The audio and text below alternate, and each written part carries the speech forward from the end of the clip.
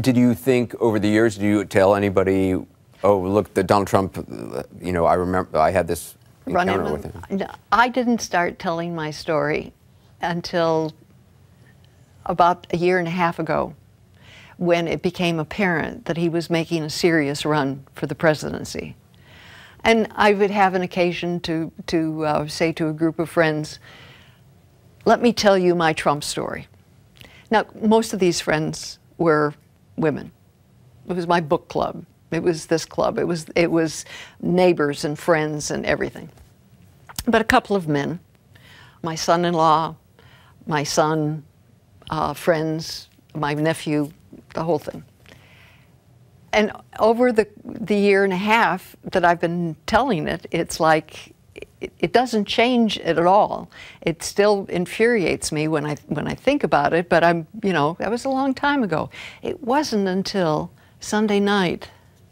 And all of my friends would say, oh, you gotta write this story up, you gotta publish it, you gotta contact somebody and make it known. And it's too long ago.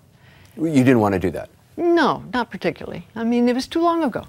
So, but when you, at the debate, well, the Friday night tapes, that whole bus scene was really annoying.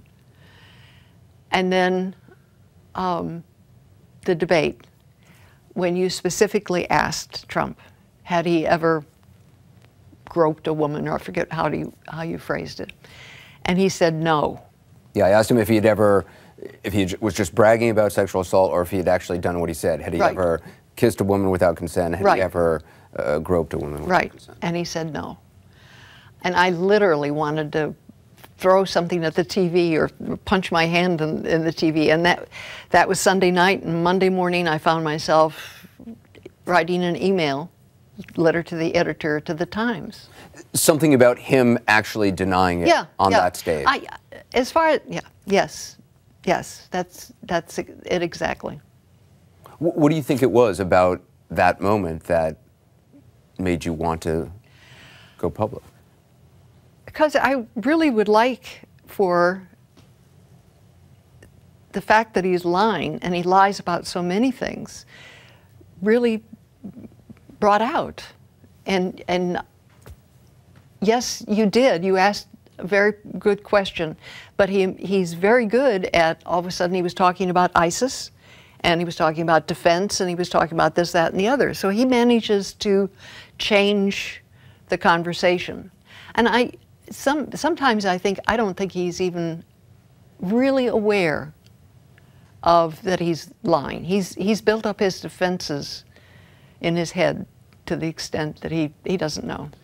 So you, in that moment, when you said you wanted to throw something at the screen, is that the moment you decided, you know what, I'm gonna go public with this? I didn't sleep Sunday night thinking about what to do and how to do it. I got up, and on my email there were two friends who I had told the story, and they said, you know, you really should, because they had watched the debate, you really should say something. And I thought, okay, maybe this is time to do it. And it really amazed me that the Times called me back almost instantaneously. Were you worried to come forward? You said you were up all night. Yeah, trying to think, how should I tell this? How should I frame the story? How, you know, it wasn't really until I was reading the Monday morning newspaper, and I was thinking, oh, yes, I've emailed letters to the editor at the Times. I'm going to email them. But I was, you know, thinking he so infuriated me that. Were you worried about wading into this very contentious presidential election? No, I really didn't. And I am amazed, absolutely amazed at the reaction. How so? Well, when it escalated, I thought, oh, the Times is going to rewrite my letter and publish it in the letters to the editor. And no, then they called me and did a phone interview. And then they asked if they could send somebody to interview me in person. And then they asked if they could do the video And it's like it was just escalating, and it was like, wow. And then I was out last night at a concert, and I had alerted my daughter that they were going to publish it online. And so when I came out from the concert, my phone, of course, I'd turned it off. My phone was buzzing all over the place, and there was my daughter saying, "Oh my God!"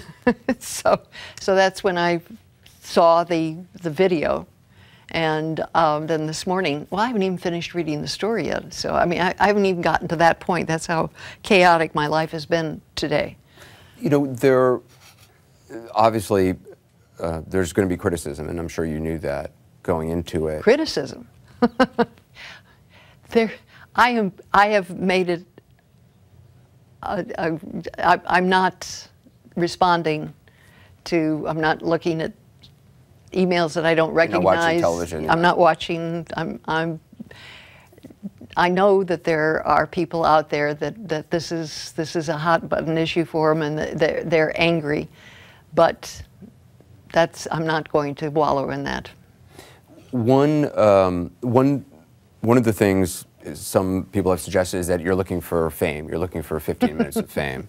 I should point out, I interviewed a lot of people who come in with an entourage, who come in with a public relations person, who are looking to write a book. You're not, you don't have any entourage, you have no public relations person. Well, I can't help but think that within the next 24 hours, Trump and Trump's organization will maneuver or create some sort of news story that's going to make mine all go away.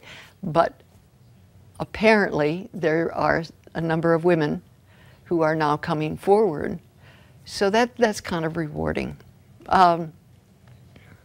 What do I want out of it? Or what do I expect out of it?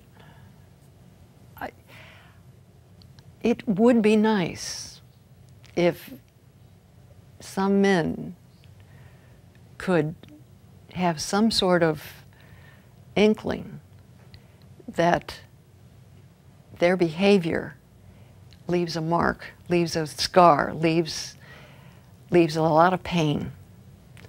And it may just be fun and games to them, but it's not for a lot of women. Has this left a mark on you? Yeah. Oh, sure. Oh, sure.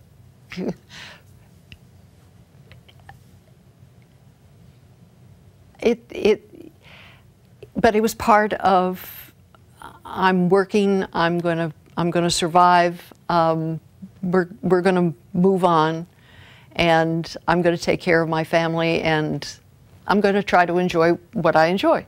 So, but, oh yeah, it leaves a mark.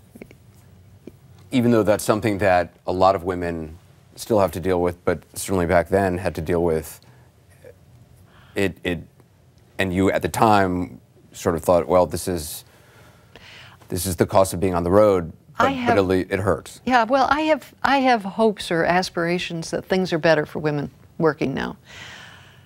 I'm not so sure. There was another letter that I wrote to the Times that was a response to a story they did about Ivana, where she had been whistled at by the construction workers at one of her father's hotels in the construction zone. Ivanka. Ivanka. But they were absolutely distraught when they discovered that she was the boss's daughter. And I'm thinking, she at least has the protection of it being she's the boss's daughter, when a lot of women out there don't have that, and they're subject to all sorts of ridicule and harassment. And they just have to steam through it.